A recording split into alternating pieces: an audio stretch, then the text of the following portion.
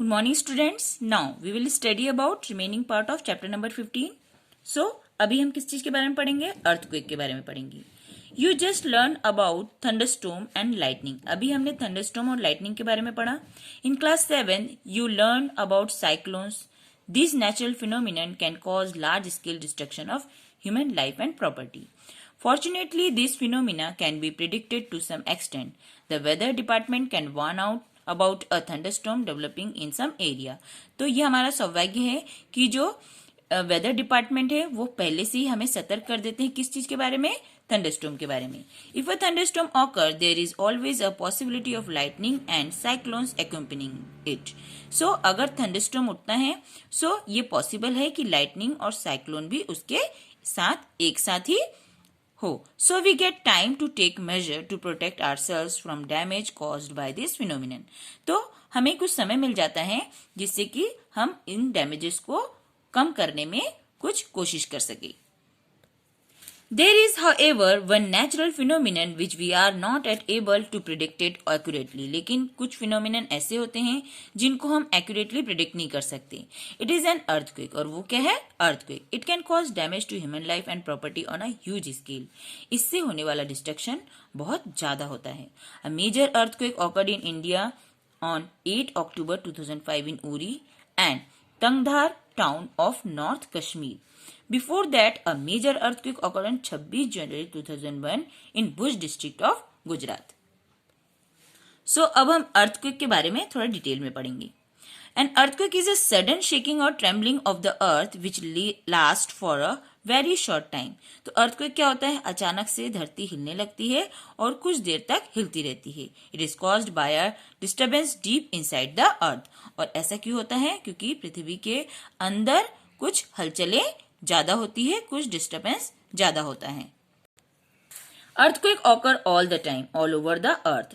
पृथ्वी में हर कभी अर्थक्वेक आता ही रहता है. दैट मीन्स पूरे समय आता रहता है, लेकिन वो अलग अलग हिस्सों में आता है.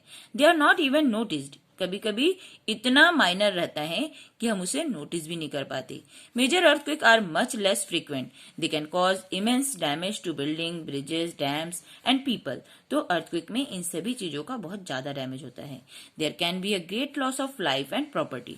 Earthquake can cause flood, landslides and tsunami. तो अर्थक्वेक की वजह से फ्लड, लैंडस्लाइड्स और सुनामी जैसे घटनाएं भी होती है. A major tsunami occurred in the Indian Ocean on 26 December 2004. All the coastal areas around the ocean suffered huge losses. और उसके समंदर के आसपास के जो कोस्टल एरियाज हैं उसमें रहने वाले लोगों को बहुत ज्यादा परेशानी उठानी पड़ी. What can an earthquake? Earthquake का रीजन क्या है? In ancient time, people did not know the true cause of earthquake. Their ideas were therefore expressed in mythical stories.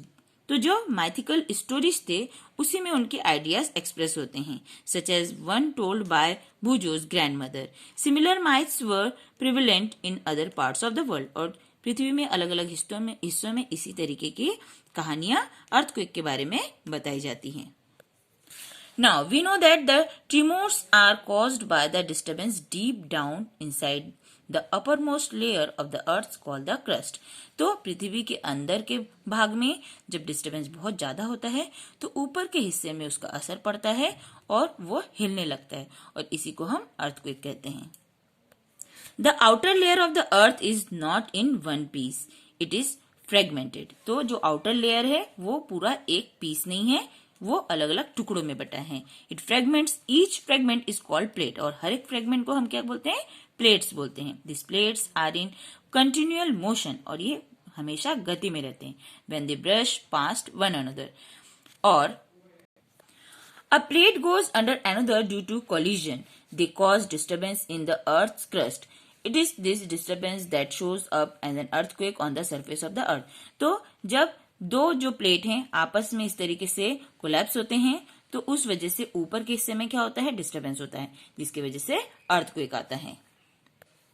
ट्रीमोर्स on the earth can also caused when a volcanic erupt. तो tremors तब भी आता है जब कोई ज्वालामुखी विस्फोट होता है और अ मीटियोर हिट्स या फिर मीटियोर अर्थ में हिट करती है. और एन अंडरग्राउंड न्यूक्लियर एक्सप्लोजन, और कभी कभी अंडरग्राउंड न्यूक्लियर एक्सप्लोजन की वजह से भी पृथ्वी के ऊपर कंपन पैदा होता है। However, most earthquakes are caused by the movement of Earth's plates. लेकिन ज्यादातर भूकंप अर्थ के जो प्लेट्स हैं उसके मूवमेंट की वजह से होते हैं। Since earthquakes are caused by the movement of plates, the boundaries of the plates are the weak zones. तो बाउंड्रीज जो होती हैं प्लेट्स की वो वीक जोन कहलाती है, where earthquakes are more likely to occur. The weak zones are also known as seismic और fault zone. तो weak zone को हम seismic या फिर fault zones भी कहते हैं। In India, the areas most threatened are Kashmir, western and central Himalayas. तो ये क्षेत्र भारत में जो है वो भूकंप जोन कहलाते हैं। The whole of the north east Rann of Kutch, Rajasthan and the Indo Gangetic plain, some areas of south India also fall in the danger zone. तो ये सब भी इस डेंजर जोन में आते हैं। The power of an earthquake is expressed in terms of magnitude on a scale called the Richter scale. तो earthquake के पावर को Richter scale में शो किया जाता है। Really destructive earthquake have magnitude higher than 7 on the Richter scale. तो अगर 7 से भी ज्यादा मैग्नीट्यूड हो तो वो बहुत ही ज्यादा डिस्ट्रक्टिव earthquake होता है। Both Bhuj and Kashmir earthquakes had magnitude greater than 7.5. So Bhuj और कश्मीर में जो भूकंप आया था वो 7.5 से भी ज्यादा था। Protection against earthquake. तो अर्थक्वेक से बचने के लिए आपको किन किन चीजों का सावधानी रखना चाहिए, अब हम वो पढ़ेंगे। Consult qualified architecture and structural engineer. मकान बनाने से पहले आपको जो क्वालिफाइड आर्किटेक्चर है उनसे कंसल्ट करना चाहिए। In highly seismic areas the use of mud और timber is better than using heavy construction material. तो जो हाईली सिस्मिक जोन है वहां पे घर बनाने के लिए मड या टिम्बर का इस्तेमाल करना चाहिए, दैट मीन्स लकड़ी या मिट्टी का इस्तेमाल करना चाहिए, या फिर ऐसे मटेरियल जो लाइट हो। Keep roof as light as possible in case the structure fall the damage will not be heavy. तो अगर स्ट्रक्चर गिरता भी है तो डैमेज बहुत ज्यादा नहीं होगा। It is better if the cardboards and shelves are fixed to the wall so that they do not fall easily. तो इनको वॉल में अच्छे से फिक्स करना चाहिए ताकि इजीली वो न निकले। Be careful where you have wall clock, photo frames, water heaters etc. so that in the event of an earthquake they do not fall on people. तो इस अर्थक्वेक के समय आपको इन सब चीजों से डिस्टेंस में रहना चाहिए ताकि ये आपके ऊपर न गिरे।